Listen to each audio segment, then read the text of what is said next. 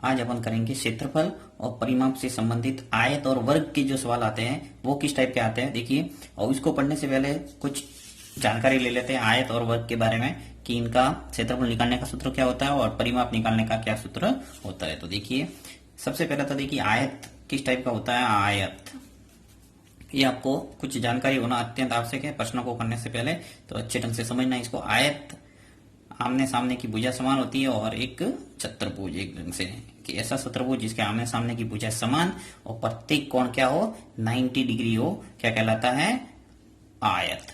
और आयत की विशेषता होती है आमने सामने की भुजा होती है वो क्या होता है समान। जैसे ये ए है तो ये भी क्या होगी ए, ये बी है तो ये भी क्या होगी बी। अब इसका आयत का जो क्षेत्रफल और परिमाप निकालने का सूत्र, तो आयत का जो क्षेत्रफल निकालने का सूत्र है आयत का क्षेत्रफल। क्षेत्रफल निकालने का सूत्र होता है लंबाई इंटू चौड़ाई, लंबाई इंटू चौड़ाई, यानी कि ए का गुणा किससे करना है बी से, ए इंटू बी। बस ये याद रखना है कि आपको लंबाई चौड़ाई दे रखी है, आपको क्षेत्रफल पूछा, सीधा लंबाई इंटू चौड़ाई कर दो आपके क्षेत्रफल आ जाएगा।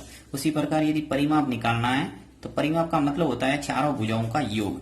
तो परिमाप अगर पूछे आयत का तो उसके लिए सूत्र याद रखना है 2 इंटू लंबाई प्लस चौड़ाई, यानी 2 तो लंबाई है और 2 चौड़ाई है, इसलिए अपन क्या कर देंगे सबको जोड़ेंगे और 2 कॉमन आएगा। तो इस ढंग से आपको सूत्र याद रखना है कि 2 इंटू लंबाई प्लस चौड़ाई।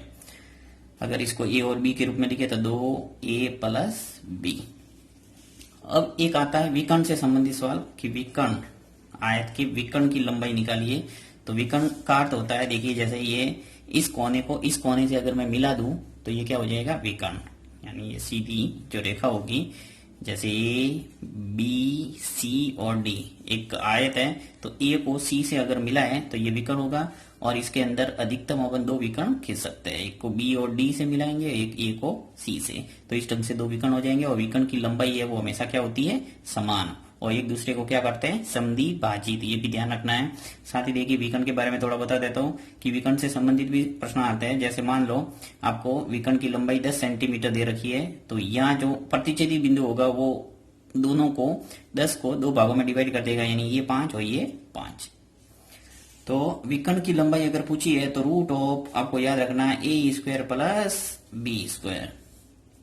अब ये सूत्र कैसे बनता है पाइथागोरस प्रमेय से। देखिए जैसा कि यहाँ पे ये 90 डिग्री का कोण बन रहा है और 90 के सामने वाली भुजा क्या होती है विकर्ण, और कर्ण स्क्वायर बराबर क्या होता है आधार स्क्वायर प्लस लंब स्क्वायर, तो ए स्क्वायर प्लस बी स्क्वायर हो जाएगा। तो आपको बस इतना याद रखना है कि यदि विकर्ण की लंबाई पूछे तो आपको सूत्र लगाना है root of A square plus B square.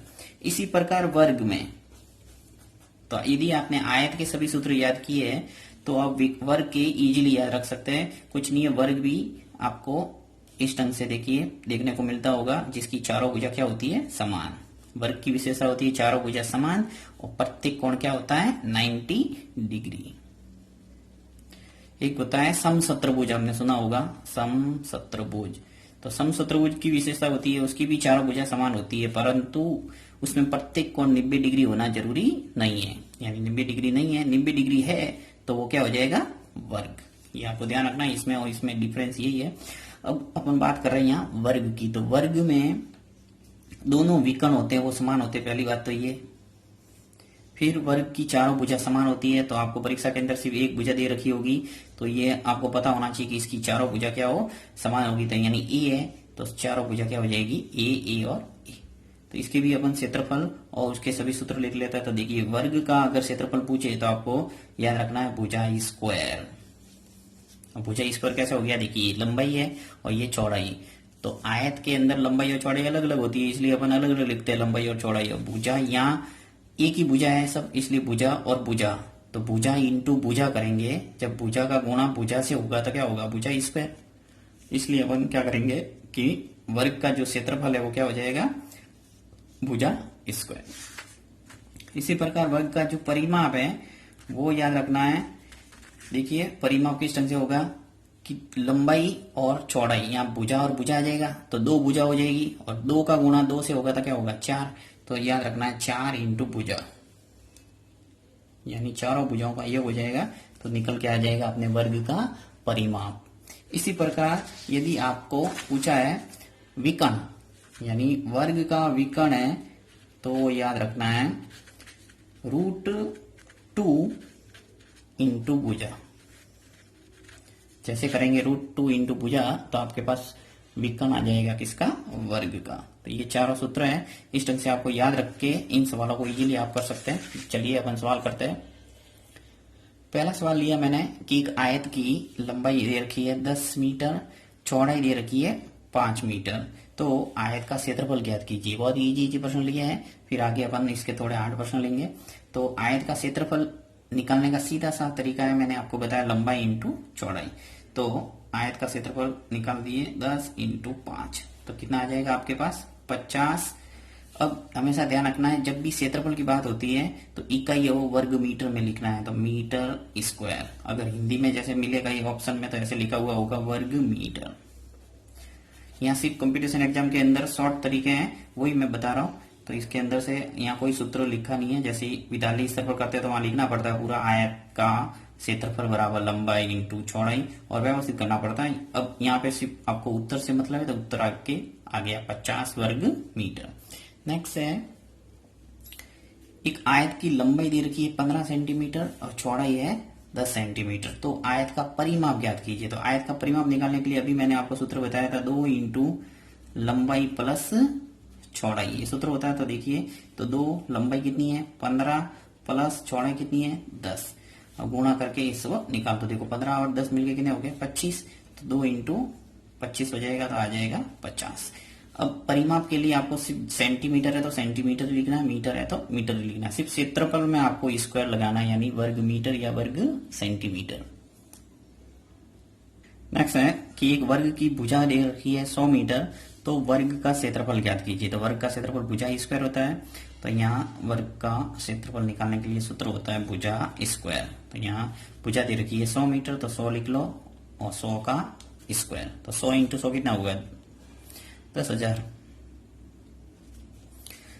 और क्षेत्रफल है तो क्या हो जाएगा वर्ग मीटर। तो इस ढंग से आपके आंसर आ जाएगा 10,000 वर्ग मीटर।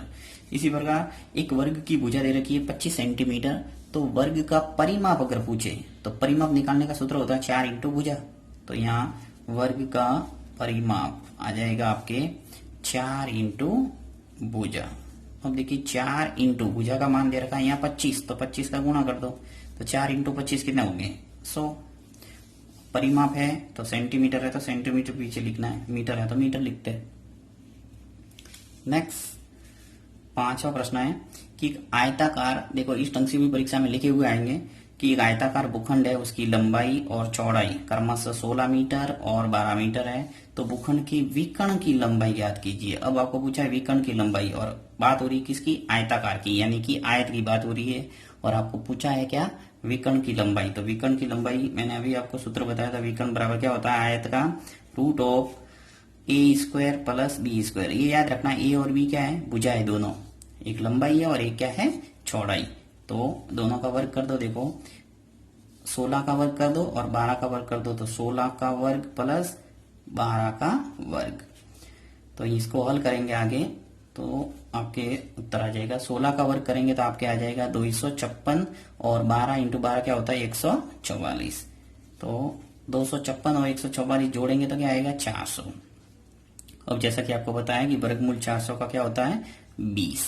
आपको यदि वर्गमूल निकालना नहीं आता है तो इससे संबंधित मैंने अच्छे ढंग से वीडियो बनाया हुआ है, तो आप प्लेलिस्ट में जाके आराम से समझ सकते हैं उसको, और बहुत ही अच्छे ढंग से उसको वर्गमूल है वो निकालना सीख जाएंगे आप। फिर देखिए 6ठा प्रश्न दे रखा है कि एक वर्गाकार मैदान की भुजा 125 मीटर है, तो मैदान के विकर्ण की लंबाई क्या है। यानी एक वर्गाकार मैदान है, यहाँ बात हो रही है वर्ग की, वर्गाकार शब्द आए तो वर्ग की बात होगी, आयताकार आए तो आयत की, तो वर्गाकार मैदान है तो इसलिए वर्ग की बात हो रही है। तो भुजा दे रखी है 125 मीटर, तो मैदान की विकर्ण की लंबाई क्या होगी। तो यहाँ आप सिंपल सी विकर्ण की लंबाई निकालने के लिए, जैसा कि आपको पता है कि वर्गाकार की बात हो रही है, तो वर्गाकार मैदान की विकर्ण की लंबाई आप लिख लेना, क्या होगा √2 इंटू भुजा। ये सूत्र याद रखना पड़ेगा आपको, वर्ग की विकर्ण की लंबाई होती है √2 इंटू भुजा, तो √2 इंटू भुजा कितनी 125, तो 125 ये क्या हो जाएगा उत्तर। मीटर है तो पीछे आ जाएगा मीटर।